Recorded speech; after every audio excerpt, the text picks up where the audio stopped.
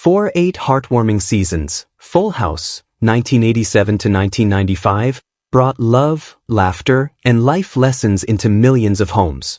With its unforgettable cast, feel-good family moments, and iconic catchphrases, the show became a cultural touchstone for an entire generation.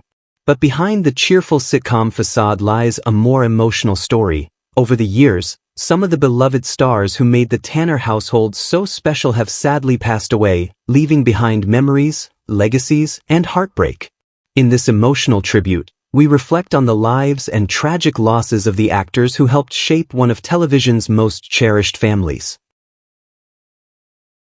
Bob Saget, who played the beloved widowed father Danny Tanner in all 192 episodes of Full House, was 31 when he began portraying the obsessively neat, warm-hearted morning show host trying to raise 3 daughters with the help of his brother-in-law and best friend.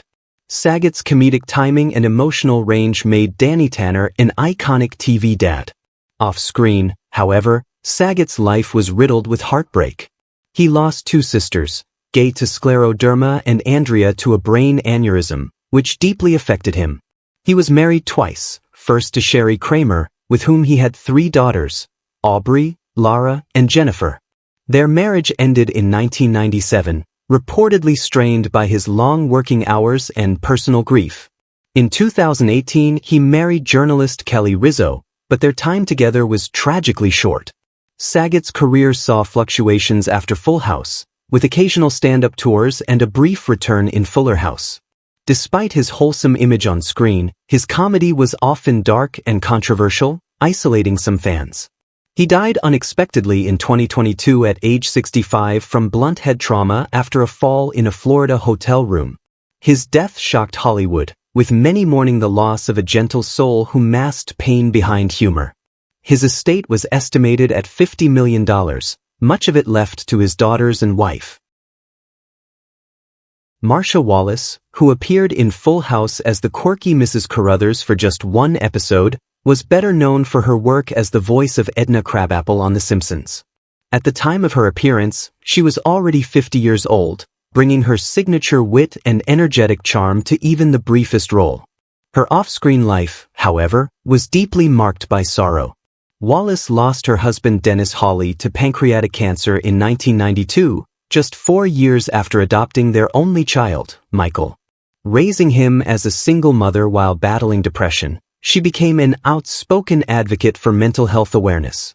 Though she had a long career in television, she struggled with typecasting and health issues, including breast cancer, which she survived in the 1980s but which left her anxious about recurrence. Her later years were quieter, with sporadic voice work and small roles. Despite winning an Emmy for her work on The Simpsons, she often felt overshadowed in the industry. Marcia Wallace passed away in 2013 from complications of pneumonia and sepsis at age 70. She was remembered by colleagues as generous and resilient. Her estate was modest, reportedly worth around $500,000 at the time of her death. John Aprea, who portrayed Nick Katsopoulos, Jesse's charming and old-fashioned Greek father, in 7 episodes of Full House, was 46 when he first stepped into the role. He brought a mix of stern fatherly authority and cultural pride to the character, providing emotional depth to the otherwise comedic show. Aprea's career before Full House had some momentum, but post-series, he mostly took small film roles and occasional guest TV appearances, never quite reclaiming the same visibility. His personal life was marked by sadness and strained relationships. Divorced twice, his second marriage to actress Sherry Latimer ended bitterly amid reports of infidelity and financial hardship. He had 1 daughter, Nicole, whom he reportedly remained close to despite the turbulence in his romantic life. In his later years, Aprea battled memory issues and declining health, living quietly in Los Angeles. He died in 2024 at the age of 82 from complications related to Alzheimer's disease. Though never a major star, he was respected in acting circles for his dedication and humility. His net worth at the time of his death was estimated at $1 million, mostly from past royalties and property investments. Esther Scott, who made several appearances on Full House in minor roles, was a gifted character actress whose expressive performances added vibrancy to even the smallest parts. Born in 1953, she was already in her mid-30s when she began appearing on the show, often cast as a nurse, teacher, or neighbor with a big heart and sharp humor. Outside the spotlight, Scott lived a life filled with both professional frustration and emotional wounds. She never married and had no children, often citing her commitment to her craft and distrust of the Hollywood dating scene. Despite a prolific resume, she struggled to break through as a lead actress due to racial typecasting. Her later years were marked by health challenges and a quiet retreat from public life. She suffered a heart attack and died in 2020 at the age of 66. Friends described her final years as lonely but peaceful, often reflecting on the roles she never got to play. Financially, Scott lived modestly, with an estimated net worth of around $300,000, most of it saved from consistent work over decades. She remains an unsung hero of television, remembered for elevating every scene she was in. Richard Paul, who played the upbeat and slightly bumbling Mr. Strobridge in several episodes of Full House, was 47 when he joined the series. Known for his cheerful face and optimistic delivery, Paul brought warmth and light humor to the show, often appearing in authority roles with a comic twist. Off-screen, his life bore a mix of success and deep misfortune. Married to actress Patty Paul, their relationship was reportedly troubled by his frequent absences and emotional distance caused by his struggles with depression. The couple had no children, a decision said to be mutual but often tinged with regret in later years. Paul dealt with bipolar disorder, which affected his career stability and led to long gaps between projects. Despite this, he maintained a reputation as a kind and generous colleague. Diagnosed with cancer in the mid-1990s, he kept working until his health rapidly declined. He died in 1998 at just 58 years old due to complications from cancer. Paul's estate was estimated at $600,000, including a small California home. Though never a household name, his presence on Full House and in other sitcoms left a warm, lasting impression on audiences. Fred Willard, who guest starred in Full House for a single episode, was already a beloved comedic actor when he appeared on the show. At the time, he was recognized for his dry wit and impeccable timing, often cast as the obliviously charming older man. Though his screen presence was often joyful, Willard's personal life bore quieter struggles. Married to Mary Lovell from 1968 until her death in 2018, the couple had one daughter, Hope. Their long union, while seemingly stable, was punctuated by separations due to his relentless pursuit of acting roles and financial instability, especially in the 90s when his career faltered. Willard also battled loneliness in his later years, particularly following his wife's passing. His reputation took a hit in 2012 due to a public indecency charge, which, although dropped, deeply affected him emotionally and professionally. He died in 2020 at the age of 86 from cardiac arrest, compounded by myelodysplastic syndrome. Despite his hardships, he remained active in small roles until his final years. At the time of his death, his estate was estimated at around $5 million, most of which was left to his daughter. Willard passed away quietly in his Los Angeles home, missed by fans who remembered the laughter he brought through his performances. Luke Perry, who made a one-time guest appearance in Full House, was just stepping into stardom with his iconic role as Dylan McKay in Beverly Hills 90210. Though his charm and rebellious persona captivated audiences, Perry's real life was far more complex. He married Rachel Sharp in 1993, and they had 2 children, Jack and Sophie. The couple divorced in 2003, with friends citing growing emotional distance and Perry's intense workaholic nature as causes. After 90210, Perry struggled to escape typecasting, with many of his later roles being low-profile or overlooked. He longed for artistic recognition but rarely found it. He battled depression and anxiety, particularly after his divorce and a series of career letdowns in the late 2000s. Perry was also deeply affected by the 2015 death of his mother, which left him reclusive. He died suddenly in 2019 at age 52 following a massive stroke, leaving behind a modest estate valued at approximately $10 million. Perry had been quietly dating a therapist and working on several indie film projects at the time of his death. His children later revealed that their father had been planning to retire from Hollywood altogether, hoping to move to a ranch in Oregon and live a quieter life. Jack Crushon, who played the warm-hearted Papouali in a tender one-episode appearance on Full House, brought both charm and emotional depth to his role as a grandfatherly figure who taught the importance of family traditions. Born in Canada, Crushon had enjoyed a long career in television, film, and stage. Though his performance was brief, it resonated with many fans of the series. Crushon had married actress Violet Rafaela Mooring, but their marriage ended in divorce after years of personal tensions and unfulfilled ambitions. The couple had no children, and Crushon later admitted to feeling isolated in his final decades. After Full House, his career rapidly declined, and he grew increasingly frustrated with being remembered only for minor roles. In the late 1990s, he suffered 2 strokes, which left him partially immobile and dependent on a caretaker. He passed away in 2002 at the age of 80 due to natural causes. Friends described his final years as melancholic, marked by declining health and financial strain. At the time of his death, Crushon's estate was valued at under $500,000, largely due to medical expenses and lack of steady work in his final years. Despite his struggles, he remained proud of his work and once said that his role in Full House brought him some of his most touching fan letters. Justin Carmack, who portrayed Scott in a single episode of Full House, was a rising young actor with palpable charisma. His brief performance showed promise, hinting at a bright future. Sadly, his real life was cut tragically short.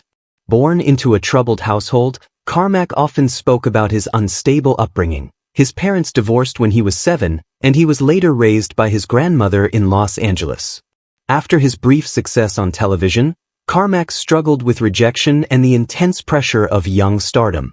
He dropped out of school at 17 to pursue acting full-time but found few roles, leading to depression. By 18, he had developed a dependency on alcohol and later marijuana and prescription pills. Carmack died in a car accident in 2000 at the age of just 19, with authorities reporting alcohol and speed as contributing factors. He had no spouse or children and left behind a devastated grandmother and younger sister. At the time of his death, his net worth was less than $10,000. Despite his short life, Carmack's memory lives on among Full House fans and young actors who see in him the tragic consequences of a system that fails to protect its most vulnerable. Tommy Page, who portrayed himself in a memorable 1992 episode of Full House, was just 22 when he serenaded Stephanie Tanner, capturing hearts with his tender voice and youthful charm. His career began as a teen pop sensation with chart-topping hits, but as the music industry shifted, Page struggled to maintain his fame. After fading from the spotlight, he transitioned behind the scenes as a music executive, mentoring young artists at Warner Brothers and later serving as publisher at Billboard. Despite professional success, his personal life was marked by quiet heartbreak. He married Charlie Smith and adopted 3 children, Owen, Alden, and Ruby, but sources close to the couple indicated years of emotional distance and an eventual separation. Page battled lifelong depression, intensified by career pressures, identity struggles, and the burden of early fame. He was known to hide his pain behind a smile, even as inner turmoil worsened. In March 2017, he died by suicide at the age of 46. His death shocked the music and television community, especially those who had admired his warmth. At the time of his passing, his net worth was estimated at $5 million, mostly from executive roles. He left behind a legacy of talent shadowed by profound sadness. Mickey Rooney, who guest-starred as Mr. Dreggern, a jolly old man in a Santa suit, appeared in a heartwarming 1994 Christmas episode of Full House when he was 74. His character offered a sense of timeless kindness, mirroring the nostalgia he often evoked in audiences. But Rooney's real life was anything but peaceful. Despite a legendary film career spanning over 80 years, he suffered tremendous personal setbacks. He was married 8 times, including to actress Ava Gardner, with most unions ending in infidelity, heartbreak, or legal drama. He fathered 9 children but became estranged from several due to familial disputes and financial betrayals. In his later years, Rooney became a victim of elder abuse, manipulated by his own stepson into financial ruin. He publicly testified before Congress about the exploitation he endured. His fortune, once estimated in the millions, dwindled to roughly $18,000 at the time of his death. He died in 2014 at the age of 93 from natural causes, living his final days in a modest home under protection. Despite the pain, he was remembered for his tenacity, talent, and the tragic cost of a life spent under the glare of fame. Suzanne Summers, who made a guest appearance on Full House in the early 1990s, was 47 at the time, bringing her trademark charm and glamour to the set. Widely known for her role as Chrissy Snow on Three's Company, she experienced both phenomenal fame and sharp career decline after public salary disputes led to her firing. While she reinvented herself as a health and fitness guru, writing books and launching product lines, controversy followed her, particularly for promoting alternative treatments for cancer and hormone therapy. She was married to Canadian host Alan Hamill, and although they often appeared as a united front, those close to them described frequent stress stemming from business entanglements and media scrutiny. She had one son, Bruce Summers Jr., but kept much of her family life private. She battled breast cancer for over 23 years, rejecting conventional treatments in favor of holistic methods, a choice that invited both admiration and skepticism. She died in 2023 at age 76, just a day before her birthday. At the time of her death, her net worth was estimated at $100 million, largely from her wellness brand. Behind the bright smile was a woman who fought for control in a world that constantly sought to define her. Bert Kramer, who took on various roles across multiple episodes of Full House, was 55 when he joined the show, portraying neighbors, store clerks, and everyday characters that added realism to the Tanner family's world.